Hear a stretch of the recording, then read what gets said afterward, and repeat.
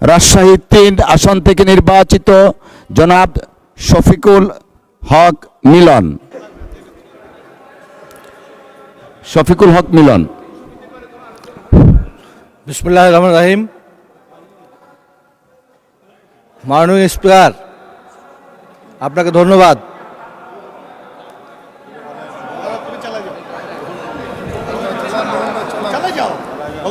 রাষ্ট্রপতির ভাষণ সম্পর্কে আনিত ধন্যবাদ প্রস্তাব, মহামান্য রাষ্ট্রপতির ভাষণ সম্পর্কে আমাকে আলোচনায় অংশগ্রহণ করতে সুযোগ দেওয়ার জন্য মাননীয় স্পিকার আপনাকে ধন্যবাদ জানাই।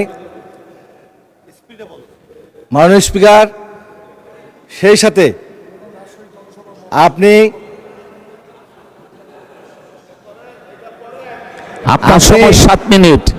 এই মহান জাতীয় সংসদে বিনা প্রতিদ্বন্দ্বিতায় নির্বাচিত হওয়ার জন্য আপনাকে অভিনন্দন জানাই। মাননীয় স্পিকার, সেই সাথে আমার বক্তব্য শুরুতেই আমি শ্রদ্ধার সঙ্গে স্মরণ করি ইতিহাসের রাখাল রাজা শহীদ রাষ্ট্রপতি জিয়া রহমানকে, যিনি মহান স্বাধীনতা যুদ্ধের ঘোষণা দিয়েছিলেন। আমি শ্রদ্ধার সঙ্গে স্মরণ করি আমাদের সেই আপসহীন দেশনেত্রীকে, যিনি বাংলাদেশের গণতন্ত্রকে পুনরুদ্ধারের জন্য জীবনের মাননীয় সদস্যবৃন্দ, দয়া করে যার যার আসনে মেহেরবানি করে বসুন। দয়া করে যার যার আসনে মেহেরবানি করে বসুন।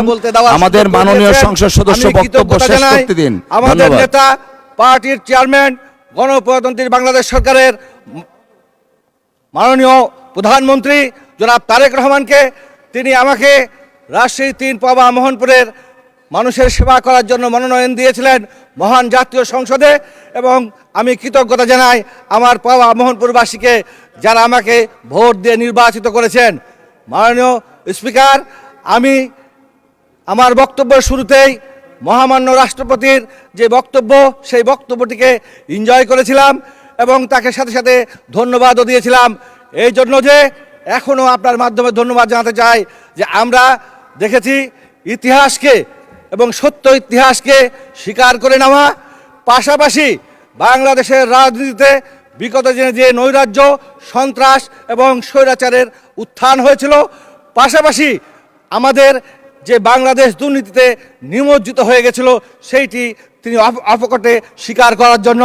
মাননীয় স্পিকার, আমরা শুধু এইটুকু বলতে চাই, আমার নেতা জনাব তারেক রহমান নির্বাচনের পূর্বে রাজশাহীতে জনসভায় গেছিলেন।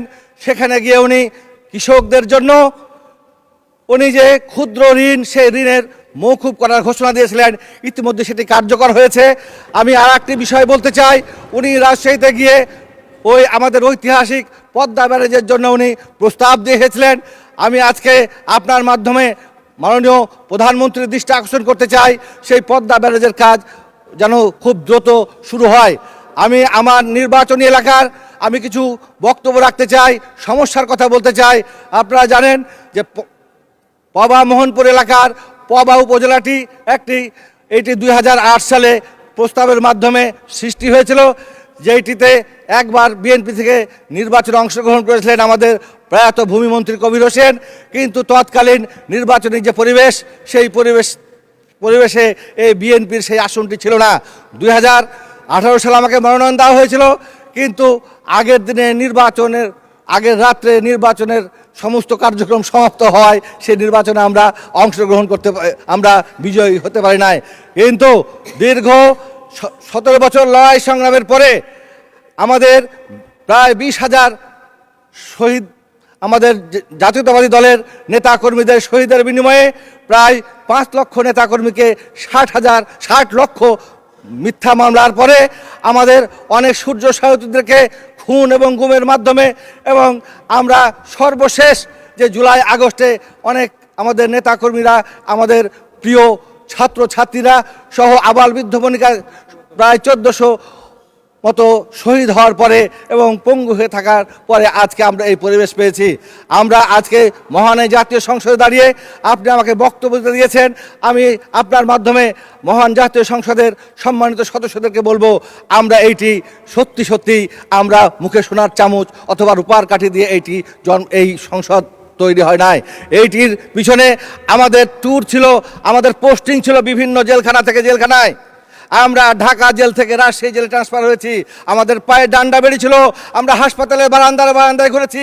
আমি আমার অনেক সূর্য সাথীকে দেখেছি, তারা চিকিৎসার জন্য জেলখানা থেকে 2 হাতে হাত করা আর হচ্ছে পায়ে ওই ডান্ডা বেরি।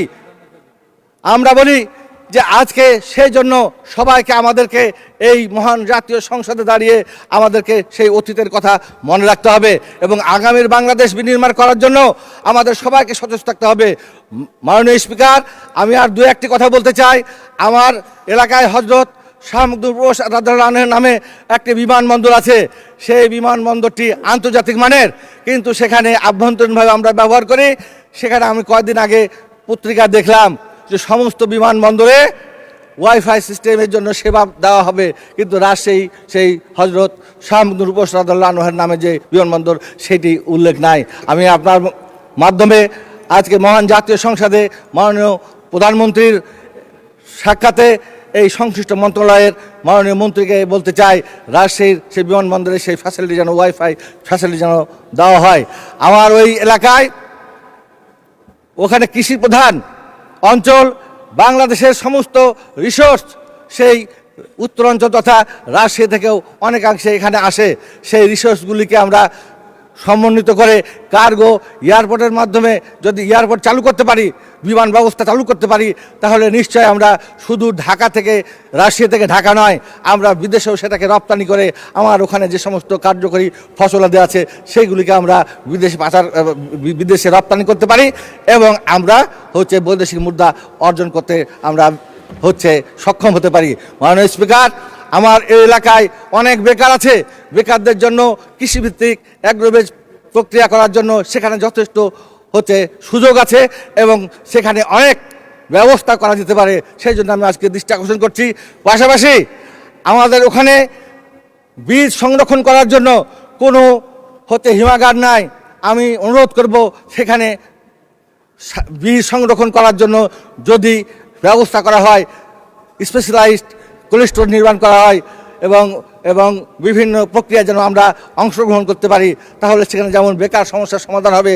পাশাপাশি আমাদের ওখানে আপনারা দেখেছেন মাননীয় স্পিকার, গত 3 দিন আগে পত্রিকাতে উঠেছে ওই রাজশাহী মেডিকেলের অব্যবস্থাপনার কথা। আমরা আজকে বলতে চাই সেখানে আরও অনেক ব্যবস্থা আছে। রাজশাহী মেডিকেল বিশ্ববিদ্যালয় প্রতিষ্ঠিত হয়েছে, কিন্তু সে এখনো আলোর মুখ দেখে নাই। সেইটিকে অচিরে হচ্ছে আলোর মুখ দেখানোর জন্য প্রয়োজনীয় পদক্ষেপ গ্রহণ করার জন্য আমি মাননীয়